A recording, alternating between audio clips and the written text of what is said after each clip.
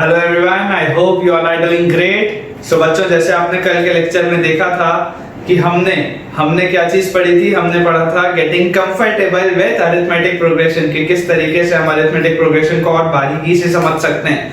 आज के लेक्चर में हम उसी का पार्ट 2 वाला वीडियो देखेंगे, जिसमें मैं आपको कुछ सवाल और करवाऊंगा। And believe me, after seeing this complete video, arithmetic progression का ऐसा शायद कोई भी सवाल ना बचे जो आपसे नहीं बनेगा। So let's start with our lecture. ठीक है बच्चों, तो देखो पहला सवाल हमारे सामने स्क्रीन में लिखा हुआ है। आपके पास बेटा लिखा है if Tn be the nth term of an AP and if T7 is equals to 9। मतलब यह है इसका कि हमारे पास एक सीरीज है जिसमें पहला टर्म T1 है, दूसरा टर्म T2 है, तीसरा टर्म 3, इस तरीके से बेटा Tn तक। इस तरीके से बेटा Tn तक हमारे पास टोटल n टर्म्स है सीरीज में। आपको बोला जा रहा है T7 की वैल्यू बेटा 9 है, तो वो कॉमन डिफरेंस की कौन सी वैल्यू होगी जो T1 into T2 into T7 को लीस्ट बनाएगा। तो देखो बहुत सिंपल सी बात है बेटा, हम फर्स्ट टर्म को A मान लेते हैं, कॉमन डिफरेंस को D मान लेते हैं। तो अगर हम कॉमन डिफरेंस को D बोलेंगे बेटा तो T7 की वैल्यू आ जाएगी, T7 की वैल्यू क्या आ जाएगी, A plus 6D। और इसकी वैल्यू कितनी आ गई, इसकी वैल्यू आ गई बेटा 9 के बराबर।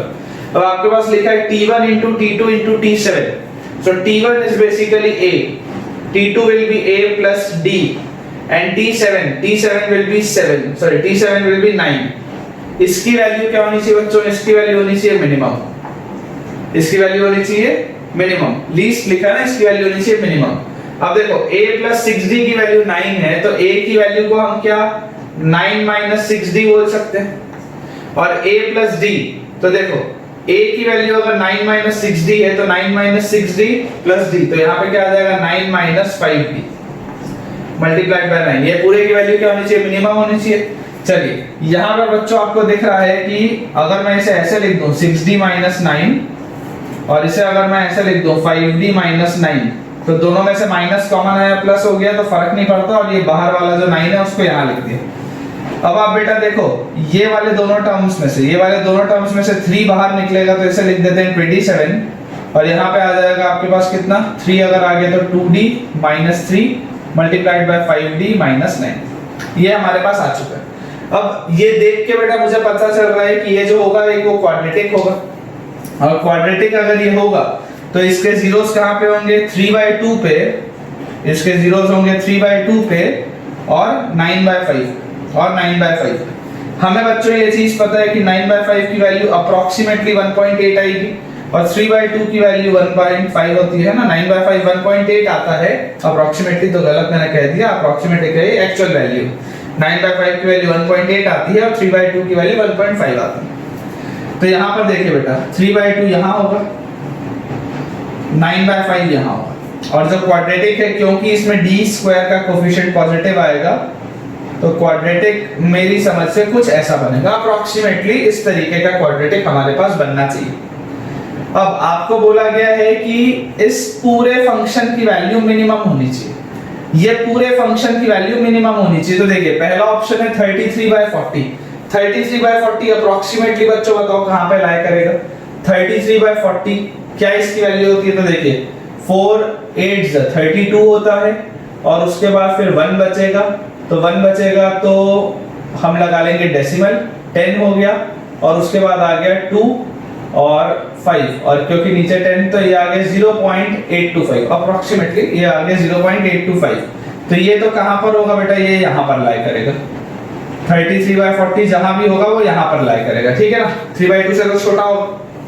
अगर हम 33/20 की बात करें तो बताओ 33/2 कितना होता है, 33/2 ये होता है 16.5। 33/2 कितना होता है 16.5। तो अगर इसकी वैल्यू बच्चों 16.5 है, अगर इसकी वैल्यू 16.5 है तो हमारे पास बताओ ये कहां पर लाई करेगा। 33/2 16.5 है तो 33/20 आ जाएगा 1.65। 1.65 मेरे पास यहां पर होगा, कहीं 1.65 मेरे पास यहां पर होगा, जिसमें ये फंक्शन की वैल्यू क्या होगी, नेगेटिव होगी। और 33/10 होता है 3.3, ये मेरे पास यहां होगा। देखो इसमें फंक्शन की वैल्यू पॉजिटिव है, इसमें फंक्शन की वैल्यू पॉजिटिव है। लेकिन अगर मेरी वैल्यू 33/20 होती, अगर मेरी वैल्यू 33/20 होती है तो उस सिचुएशन में फंक्शन की वैल्यू नेगेटिव आती है, विच मीन्स कि इस पॉइंट पे मेरा जो ग्राफ है वो मिनिमम पे है, या ये पूरा का पूरा फंक्शन मिनिमम होगा। तो लीस्ट वैल्यू कहाँ होगी? लीस्ट वैल्यू होगी जब कॉमन डिफरेंस की वैल्यू 33/20 हो। ठीक है बेटा, देखो नेक्स्ट सवाल हमारे सामने लिखा हुआ है, काफी अच्छा सवाल है, बहुत बढ़िया सवाल है। इसमें लिखा है if x y z are in AP the magnitude of its common difference. क्या लिखा हुआ है?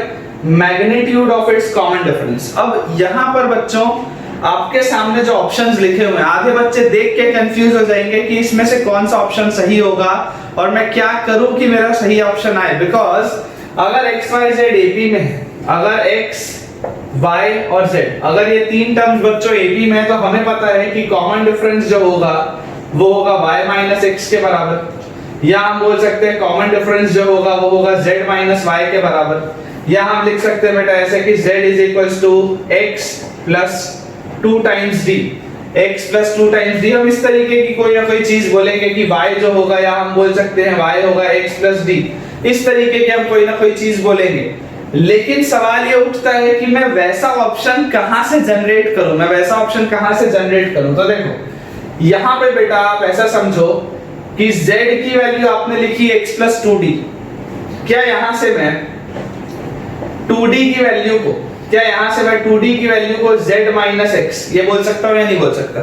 बोल सकता हूं। जैसे ही बेटा 2d की वैल्यू मेरे पास z माइनस x आ गई, अब यहां पर आप बेटा देखो सवाल का मेन चीज क्या है? सवाल का मेन चीज बोला कि आपसे पूछा है मैग्नीट्यूड, आपसे पूछा है मैग्नीट्यूड। मैग्नीट्यूड क्या होता है? मैग्नीट्यूड हमेशा पॉजिटिव होता है ना, नेगेटिव और पॉजिटिव साइन बताते हैं कि वो इस तरफ है या उस तरफ है। लेकिन मैग्नीट्यूड ऑफ -5 आपसे कोई पूछेगा, या आपसे कोई मैग्नीट्यूड ऑफ -7 पूछेगा, तो आप उसको क्या बोलेंगे कि उसका आंसर 5 और 7 respectively.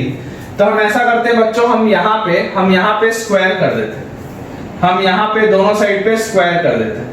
When we square both the sides, तो आपके पास बताओ क्या आ जाएगा? 4d square will be equal to z square minus 4d square will be equal to z minus x का होल स्क्वायर, ये चीज आ जाएगी। अब मैंने स्क्वायर क्यों किया? देखो मुझे ऑप्शंस देख के कुछ वैसा लाने की कोशिश करनी है। मुझे यहाँ पे बेटा स्क्वायर और अंडर रूट वाले टर्म्स दिख रहे हैं, तो मैं जानबूझ के स्क्वायर किया सो दैट कि मेरे पास वैसी कोई चीज जनरेट हो पाए। जैसे मैंने ये ले लिया तो यहाँ से देखिए 4d स्क्वायर की वैल्यू आ गई मेरे पास z square plus x square minus 2 times zx, z square plus x square minus 2 times zx। अब हमें यहाँ पे क्या दिया हुआ था? x y z जो है वो AP में, हमें क्या दिया हुआ था? x y z जो है वो AP में। क्या मैं ये चीज लिख सकता हूँ कि 2y is equals to z plus x, ये चीज लिखी जा सकती है कि 2y is equal to z plus x। अब आप देखो बेटा ये 2y is equal to z plus x मेरे पास आ चुका है। अगर मैं बच्चों यहाँ पे आपको बोलता हूँ कि यहाँ पर आप स्क्वायर कर दो, अगर बच्चों मैं आपको यहाँ पे बोलता हूँ कि यहाँ पे आप स्क्वायर कर दो, बहुत बढ़िया सवाल है। तो यहाँ से आ जाएगा 4y square is equals to z plus x का whole square which gives me z square plus x square plus 2zx। आपने देखा होगा बेटा मैं 2 ऐसे बनाता हूँ और z ऐसे बनाता हूँ, वो जानबूझ के बनाता हूँ ताकि कंफ्यूजन ना हो, है ना। नहीं तो अभी कंफ्यूजन आ जाएगा और जब हम कॉम्प्लेक्स नंबर पढ़ेंगे तब तो कुछ ज्यादा ही कंफ्यूजन आ जाएगा। तो आप भी z अकॉर्डिंगली बनाइएगा। चलिए 4y स्क्वायर की वैल्यू आ गई यहाँ पे बेटा z square plus x square plus 2zx, right.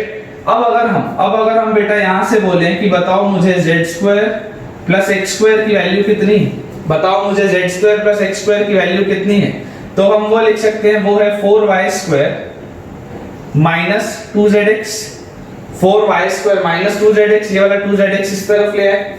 तो यहां से क्या इस z square plus x square को अगर मैं यहां पर पुट कर दूं, इस वैल्यू को अगर मैं यहां पर बच्चों पुट कर दूं, तो मेरे पास बताओ क्या आएगा? 4d square will be equal to z square plus x square के बदले 4y स्क्वायर माइनस 2zx और माइनस 2zx। क्या ये चीज आ जाती? तो यहां से क्या आ गया बताओ? 4d square will be equal to 4y square minus 4zx।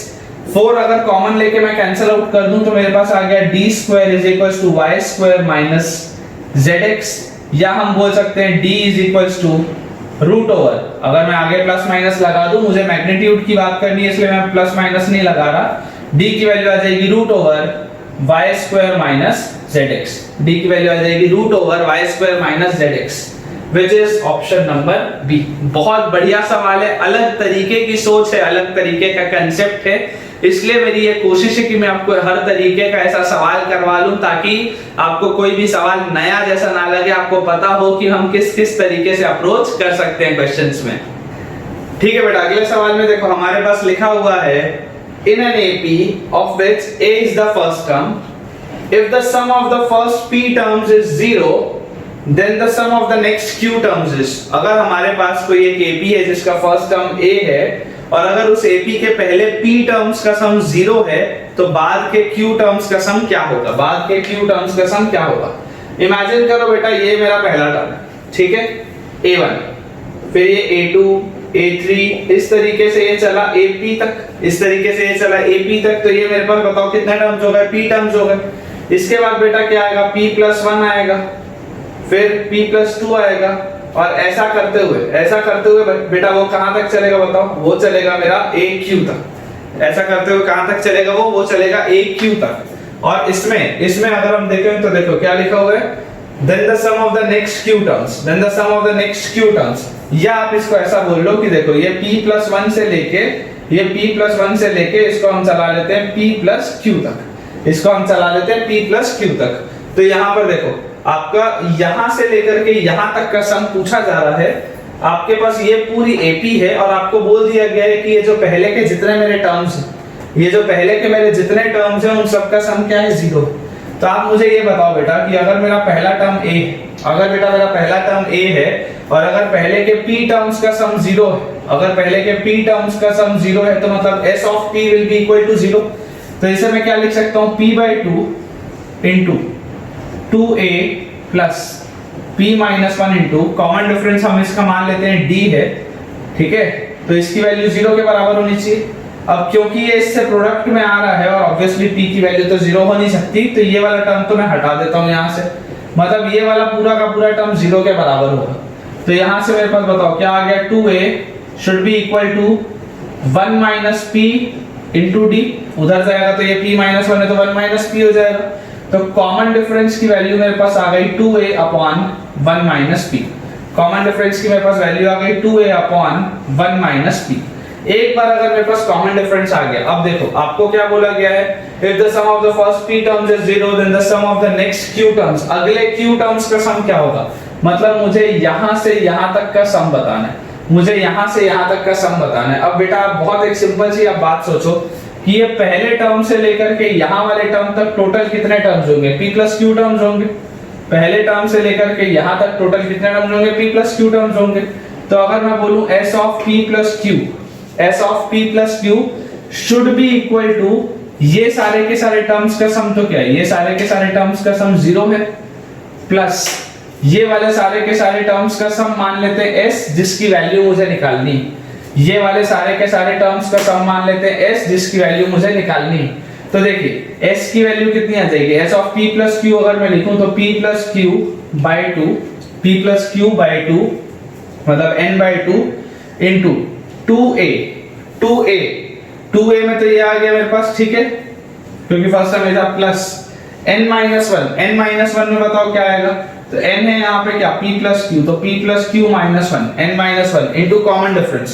Common difference क्या है बेटा, कॉमन डिफरेंस है 2a upon 1 minus p, 2a upon 1 minus p, और इसकी वैल्यू है s के बराबर, इसकी वैल्यू है s के बराबर जो मुझे निकालना है।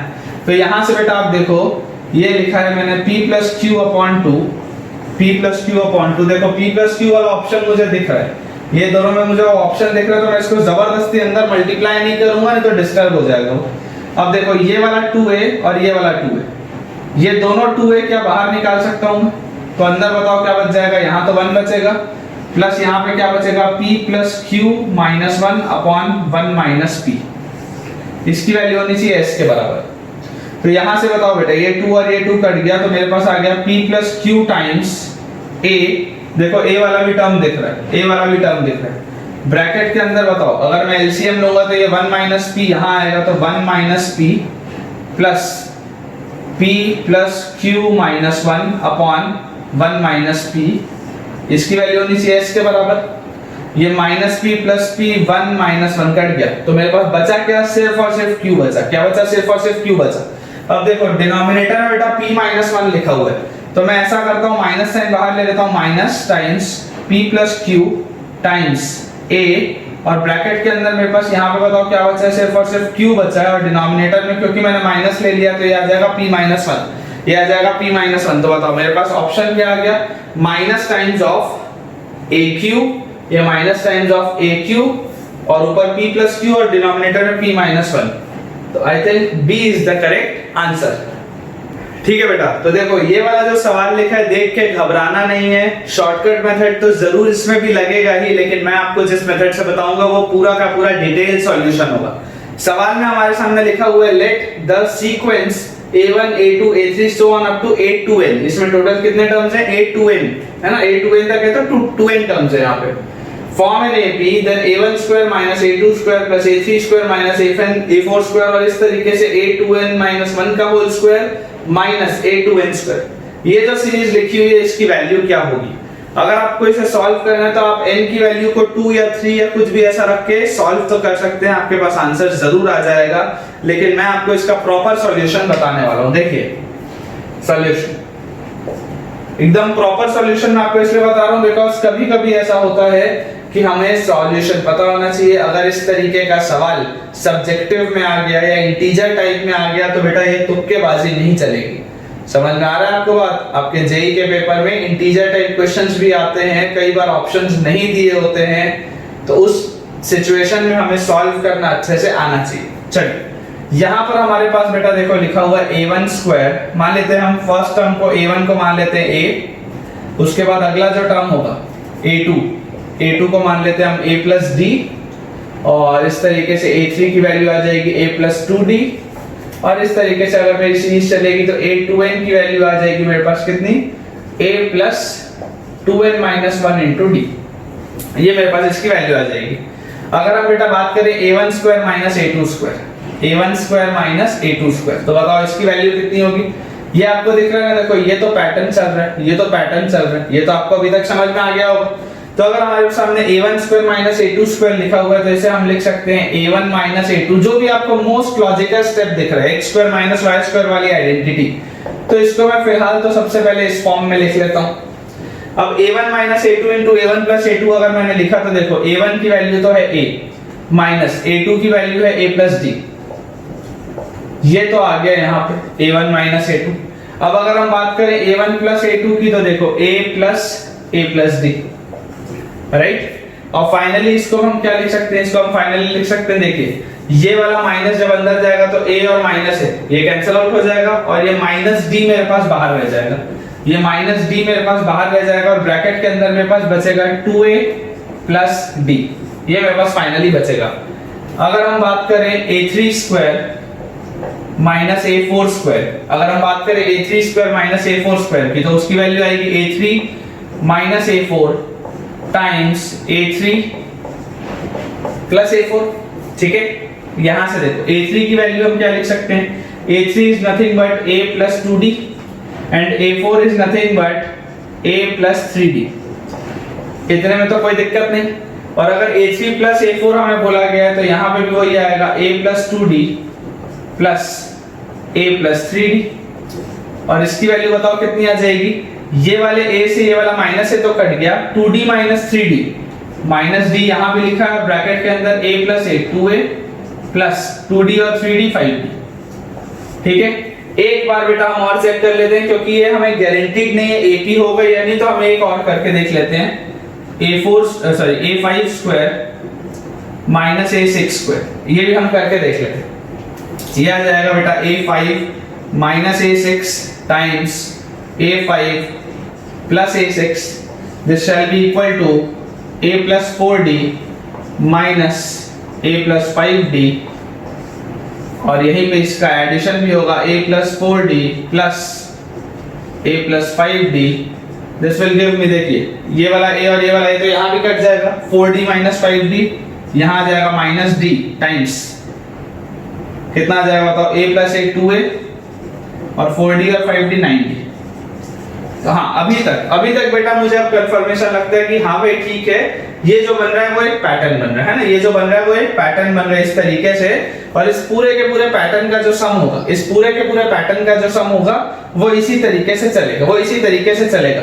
तो मुझे ये बताओ, अगर मैं इन सबको जोड़ूंगा, अगर मैं इन सबको जोड़ूंगा तो सबसे पहले तो अगर मेरे पास total 2n number of terms है, अगर मेरे पास ये total 2n number of terms थे और अगर मैंने पेयर्स बनाए हैं तो मेरे पास टोटल कितने पेयर्स बनेंगे, मेरे पास टोटल n पेयर्स बनेंगे, मेरे पास टोटल n पेयर्स बनेंगे इस तरीके के, या इस तरीके के रिजल्ट्स मेरे पास टोटल कितने आएंगे, तो वो n आएंगे। अब देखिए -d बेटा सब में से कॉमन निकल रहा है, -d सब में से कॉमन निकल रहा है, और अंदर बताओ मेरे पास क्या बच जा रहा है, अंदर बेटा मेरे पास बच जा रहा है 2a 2a 2a, और इस तरीके से 2a कितने बार लिखा होगा, n टाइम्स, 2a कितनी बार लिखा होगा, n टाइम्स, तो यहाँ पे 2an तो हम लिख सकते हैं, ठीक है। और उसके बाद देखिए d 5d 9d, तो अब हमारे पास क्या लिखा हुआ है, हमारे पास बेटा लिखा हुआ है d plus 5d plus 9d plus so on, कितनी बार, कितने टर्म्स होंगे, यहाँ पे भी होंगे n टर्म्स, यहाँ पर भी होंगे n टर्म्स। तो ये हमारे पास बेटा सीरीज हमको दिखाई देती, तो यहाँ से बताइए -d और यहाँ पे 2na मैंने लिख लिया, और ये जो पूरी सीरीज लिखी हुई है, ये जो पूरी सीरीज लिखी हुई है, इसमें इस फॉर्मेट में लिखें या यहाँ पे देखिए, यहाँ पे हम ये क्योंकि ये 2n के फॉर्म में लिखा हुआ है, यहाँ पे देखिए क्योंकि ये 2n के फॉर्म में लिखा है तो उसके फॉर्मेट में लिखे, ठीक है। तो यहाँ से देखिए ये आ गया 2na प्लस इन सारे टर्म्स में से बेटा मेरे पास d कॉमन निकल जाएगा, और मेरी जो सीरीज बन रही है n टर्म्स की उसका सम आ जाएगा n/2, इसका फर्स्ट टर्म है 1, तो 2 into 1 plus n-1 into common difference इनका बेटा है 4। तो ये चीज अपने पास बननी चाहिए, ये चीज अपने पास बननी चाहिए। अगर हम बेटा इसे सॉल्व करेंगे तो देखिए क्या आ जाएगा, -d into 2na और प्लस ये वाला जब 2 देखो, इसको अगर मैं अंदर बेटा सॉल्व कर लूं तो इसको लिख लेते हैं, ये d अंदर पहले ले जाते हैं, तो यहाँ तो आ गया nd/2 और ब्रैकेट के अंदर है n-1, तो 4n -4 और +2, तो 4n प्लस -4 और +2, तो 4n -2। ये चीज बच्चों हमारे सामने लिखी हुई है। थोड़ा सा इसे हम और सिंपलीफाई करेंगे तो यहाँ पे हमारे पास आ जाएगा -d इंटू, देखिए ये वाला n और ये वाला n, क्या ये दोनों में से मैं n भी कॉमन निकाल सकता हूँ बेटा बाहर, तो यहाँ पे मैं n भी बाहर निकाल लेता हूँ, अंदर मेरे पास बच जाएगा 2a प्लस d/2, जब 4n से मल्टीप्लाई होगा तो मेरे पास बचेगा 2nd, ठीक है। और जब d/2 बेटा -2 से मल्टीप्लाई होगा तो मेरे पास बचेगा -d, और ये चीज मेरे पास है, ये चीज मेरे पास है। अब मेरे पास फाइनल आंसर में देखो n वाला टर्म तो जरूर है लेकिन d वाला टर्म कहीं पर भी नहीं है मेरे पास बच्चों, d वाला टर्म कहीं पर भी नहीं है। तो अब हमें ऐसा करना पड़ेगा कि हमें d की वैल्यू निकालनी पड़ेगी। तो आप देखिए लास्ट वाले टर्म है a2n, तो क्या मैं ऐसा लिख सकता हूं कि a2n is equals to a plus 2n minus 1 into d, लिखा जा सकता है। और यहां से अगर हम बोले तो देखिए a2n माइनस a क्या है, फर्स्ट टर्म क्या था a1 था, फर्स्ट टर्म क्या था a1 था, तो यहां पर हमारे पास आ गया a2n minus a1 upon 2n minus 1, इसकी वैल्यू आएगी बेटा कॉमन डिफरेंस के बराबर। और ये वाला भी जो a है, ये वाला भी जो a है इसको मैं a1 लिख सकता हूं, ये वाला भी जो a है इसको मैं a1 लिख सकता हूं। तो अगर हम यहां से इसे इसकी वैल्यू निकालने की कोशिश करें तो मुझे बताइए minus times of d, minus times of d मतलब बताओ कितना आ गया, ये आ गया बेटा minus times of a2n minus a1 upon 2n minus 1 और उसके साथ है n, उसके साथ है n, और अंदर ब्रैकेट के बताओ क्या लिखा हुआ है, ब्रैकेट के अंदर लिखा हुआ है 2a1 plus 2nd plus 2nd, तो 2n, d की जगह पे वापस यही चीज मैं लिख सकता हूं पूरी की पूरी, और उसके बाद है माइनस d, तो माइनस d में मैं वापस यही पूरी की पूरी चीज लिख सकता हूं, ठीक है। अब बेटा आप बहुत ध्यान से वहां पे देखो, अब आप बहुत ध्यान से वहां पे देखो, ये हमारे साथ लिखा हुआ था minus times of a2n minus a1 upon 2n minus 1, और ब्रैकेट के अंदर बताओ बेटा मेरे पास क्या लिखा था 2a1 प्लस, यहां पर बेटा देखो, यहां पर आप बेटा देखो ये वाला पूरा टर्म और ये वाला पूरा टर्म दोनों सेम था, ये वाला पूरा टर्म और ये वाला पूरा टर्म दोनों का दोनों सेम था। तो अगर मैं ये सेम वाला टर्म जो कि ये पूरा था, अगर मैं वो लिख लूं a2n minus a1 upon 2n minus 1। अगर मैं इसे ऐसा लिख लूं और अगर आपके पास, अगर आपने इन दोनों को कॉमन निकाल लिया तो ब्रैकेट के अंदर क्या बचेगा, 2n माइनस 1 बचेगा। ब्रैकेट के अंदर क्या बचेगा, 2n माइनस 1 बचेगा।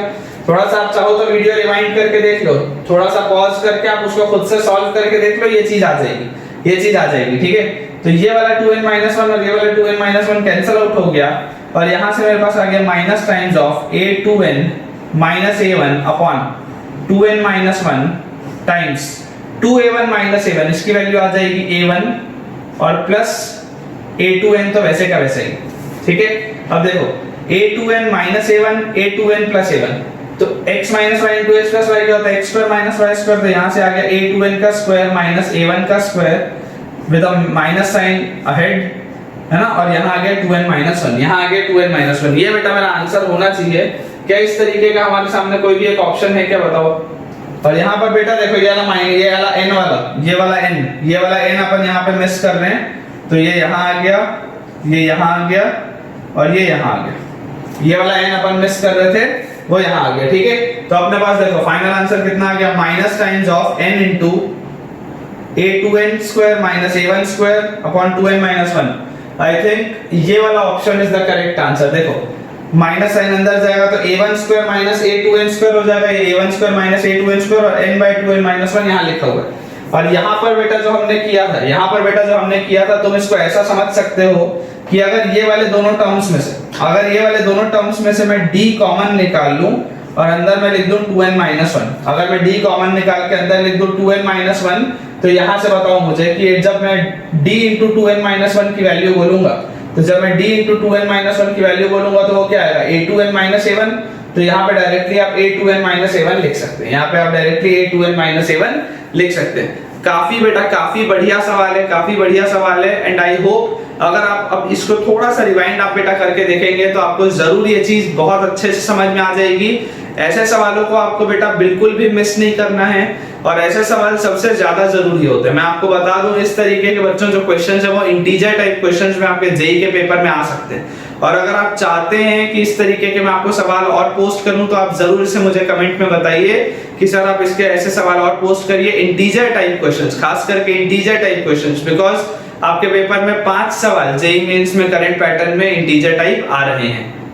ठीक है बेटा, जैसे इस सवाल में आप देख सकते हैं कि पॉलिनोमियल्स का कंसेप्ट अब इंट्रोड्यूस हो रहा है किसमें, अरिथमेटिक प्रोग्रेशन में। पॉलिनोमियल्स का कंसेप्ट इंट्रोड्यूस हो रहा है अरिथमेटिक प्रोग्रेशन में, और जब 2 या 3 चैप्टर्स एक साथ मिक्स होते हैं वैसे सारे के सारे क्वेश्चंस इंपॉर्टेंट हो जाते हैं। तो चलिए यहाँ पे हमें दिया हुआ है if the roots of the equation, मान लेते हैं पॉलिनोमियल है हमारे पास 4x cube minus 24x square plus 23x plus 18, ये एक पॉलिनोमियल है। तो जरूर इसके 3 रूट्स होंगे, जरूर इसके 3 रूट्स होने चाहिए, अल्फा बीटा और गामा। हमें ये कहा जा रहा है कि इसके रूट्स जो है वो एपी में। अब याद करिए मैंने आपको पिछले लेक्चर में ये चीज बताई थी कि अगर हमारे पास रूट्स एपी में दिए होते हैं और अगर ऑड नंबर ऑफ टर्म्स होते हैं तो for the sake of calculation हम क्या करते हैं, बीच में रखा a, एक पहले a माइनस डी, एक बाद में a प्लस डी। तो अगर मान लीजिए इस तरीके से है तो एक मैं रूट मान लेता हूं a, एक रूट मान लिया a माइनस डी, एक रूट मान लिया a प्लस डी, मान सकते हैं। अब आपसे बेटा रूट्स की अगर वैल्यू पूछी जा रही है तो आप मुझे ये बताइए कि सम ऑफ रूट्स, क्यूबिक में आपने क्लास 10th में पढ़ा होगा सम ऑफ रूट्स क्या होता है, minus times of coefficient of x square upon coefficient of x cube, minus times of coefficient of x square upon coefficient of x cube. तो ये आ जाएगा minus times of coefficient of x square upon coefficient of x cube, this gives me 6। तो सम of roots की value अगर आ गई 6 तो आप देखिए रूट्स क्या क्या हैं, रूट्स हमने माने हैं a minus D plus a plus a plus D, यही मेरे तीनों रूट्स का सम है। इसकी वैल्यू बेटा अगर 6 के बराबर है तो क्या ये माइनस डी और प्लस डी कैंसिल आउट करके 3a की वैल्यू 6 और a की वैल्यू मैं 2 बोल सकता हूं क्या? अगर मैंने a की वैल्यू 2 बोल दी तो एक रूट तो मेरे पास आ गया, अब आप बेटा देखो या तो आप उस रूट को 2 को यहां पर रख के क्वाड्रेटिक बना के सॉल्व कर सकते हो, एक तरीका ये, या आप मुझे ये बताओ प्रोडक्ट ऑफ रूट्स क्या होता है। क्यूबिक में सम ऑफ रूट्स होता है minus b by a sum of product of roots taken 2 at a time होता है c by a और प्रोडक्ट ऑफ रूट्स होता है माइनस d by a। ये होता है minus d by a which is minus 18 by 4, minus 18 by 4 or we can say it as minus 9 by 2, minus 9 by 2। और product of roots में आएगा क्या बताओ, अगर a की वैल्यू 2 है तो रूट्स आएंगे बेटा 2 minus d, 2 and 2 plus d। इसकी वैल्यू आएगी बेटा अपने पास माइनस 9/2, इसकी वैल्यू आएगी बेटा अपने पास माइनस 9/2। यहां से ये वाले 2 को बेटा मैं अगर इधर ले जाऊं तो ये हो जाएगा माइनस 9/4 और देखो x minus y into x plus y क्या होता है x square minus y square, तो ये आ जाएगा 4 minus d square is equal to minus 9/4। यहाँ हम minus d square को वहां ले आते हैं, 9/4 को यहाँ ले आते हैं, तो 4 plus 9/4 is equal to d square। अब बताओ इसकी वैल्यू कितनी आ जाएगी बच्चों, 4 और 4 16 और 9 25/4 is equal to d square which gives me d is equal to plus minus 5/2, d is equal to plus minus 5/2। अगर d की ये वैल्यू आई, अगर d की ये वैल्यू आई तो देखिए 2, अगर मैं d की वैल्यू प्लस 5/2 बोलता हूं तो 2 minus 5/2 क्योंकि आगे माइनस साइन। अगर मैं d की वैल्यू प्लस 5/2 बोलता हूं तो 2 minus 5/2 और यहां से इसकी वैल्यू आ जाएगी 2 plus 5/2, ठीक है। और अगर मैं d की वैल्यू, अगर मैं d की वैल्यू आपको बोलता हूं माइनस 5/2 तो ये वाला रूट क्या आ जाएगा, minus of minus, minus of minus होता प्लस, तो 2 plus 5/2 और ये आ जाएगा 2 minus 5/2। बात तो एक ही है। अगर हमें तीन रूट्स निकालने तो बताओ तीन रूट्स कौन कौन से आ गए, तो सेम ही आ रहे हैं, इनको हटा देते हैं हम यहाँ से, है ना, इनको लिखना नहीं, लिखने का कोई मतलब नहीं। तो यहाँ से आ जाएगा अपने पास ये 2 into 2 4 minus 5 minus 1/2 और 2 into 2 4 plus 5 9/2। तो फाइनली जो अपने पास बच्चों तीन रूट्स आए बताओ वो कौन कौन से आ गए।